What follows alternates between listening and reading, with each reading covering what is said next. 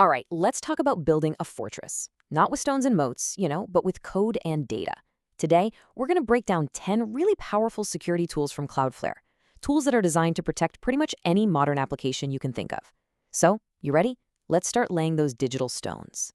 So, here's the big question, right? How do you actually protect an application in this, well, pretty hostile digital world we live in? I mean, with threats coming at you from all angles, it's pretty obvious that just one giant wall isn't going to do the job. So, where do you even start? And that's the absolute key.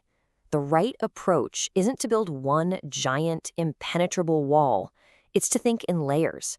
We're going to build this digital fortress piece by piece, layer by layer. Each tool we talk about has a super specific job, but they all work together to create this one cohesive, really powerful defense. Okay, so layer 1, guarding the perimeter. This is our first line of defense. Think of these as the outer walls and the guards at the gate, checking out all the incoming traffic before it gets anywhere close. First up, we've got the Web Application Firewall, which you'll probably just hear called a WAF. Basically, it's like a super vigilant gatekeeper. It sits right between the Wild West of the internet and your server, and its whole job is to inspect every single request that comes in, looking for anything that seems malicious.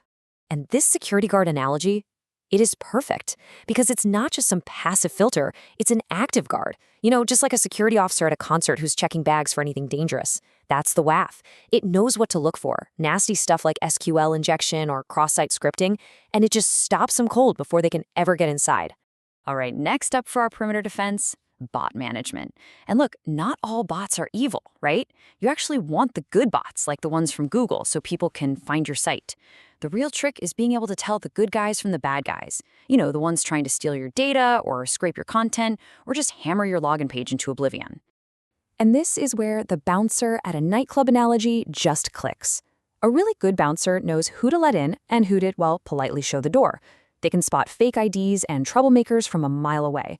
That is exactly what bot management does.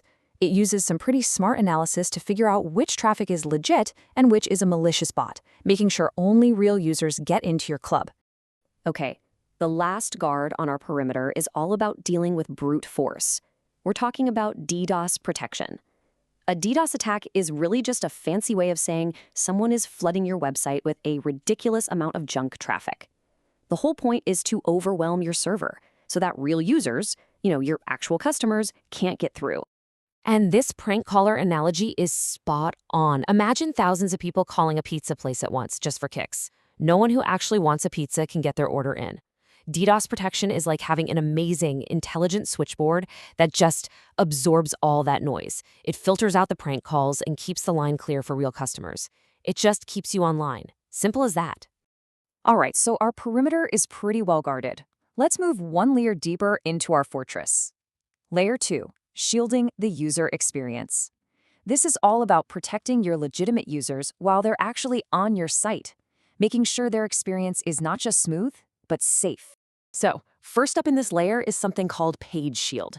And this thing tackles a really sneaky type of attack, one that happens right inside your user's web browser.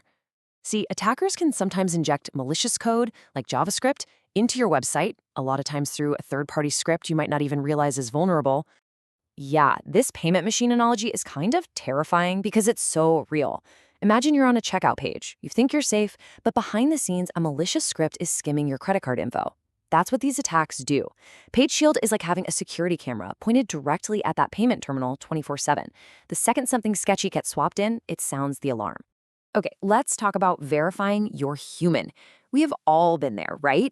Staring at a grid of blurry pictures, trying to find all the traffic lights or buses. It's so annoying.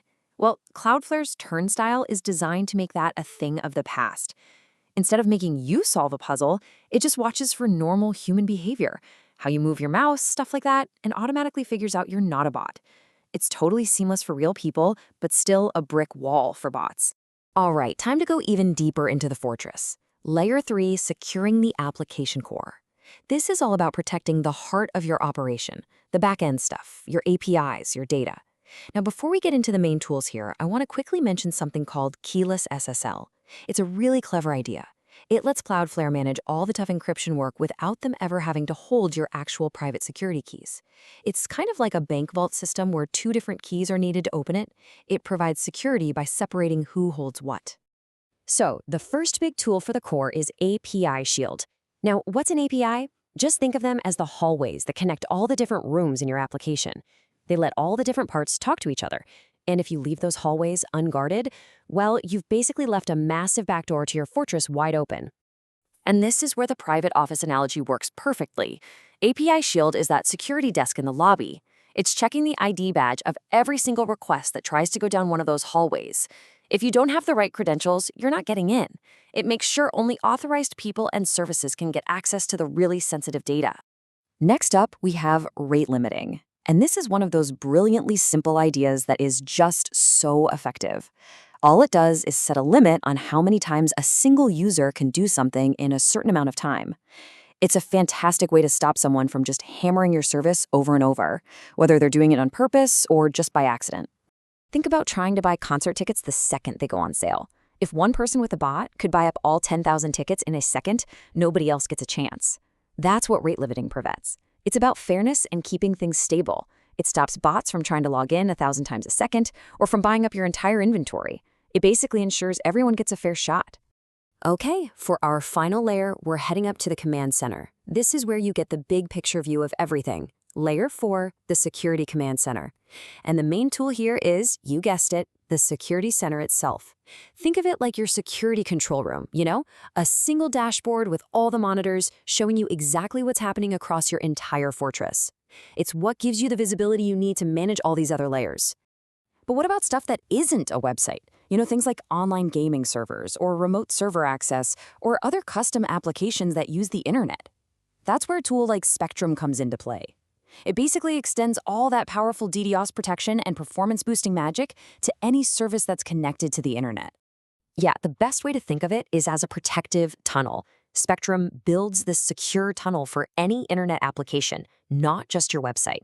It puts those services behind that massive global network, which shields them from attacks and, a lot of the time, actually makes them faster for your users, no matter where they are in the world. So, let's put it all together. Here's your complete security system. You've got the WAF checking your visitors, bot management filtering out the bad bots, and DDoS protection stopping those traffic floods. Then, inside, you have Page Shield protecting your users' browsers and Turnstile making sure they're human. For your core, API Shield protects your APIs and rate limiting prevents abuse. And then, tying it all together, you have the Security Center giving you that all-important bird's eye view. And the big takeaway here is that it's not about picking and choosing just one of these. It's about how they all work together, how they complement each other. The WAF might stop a specific attack, while rate limiting is preventing a brute force attempt, and Page Shield is protecting a user from a bad script, all happening at the exact same time. That is how you build a real, robust digital fortress. So, as we finish up, I want you to think about your own projects, your own applications. Take a minute and ask yourself, is my perimeter guarded? Is my user experience truly shielded? Is my core locked down? Because thinking in these layers is the best way to spot the cracks in your defenses. And that leaves just one last question for you. Which layer of your digital fortress are you going to reinforce first?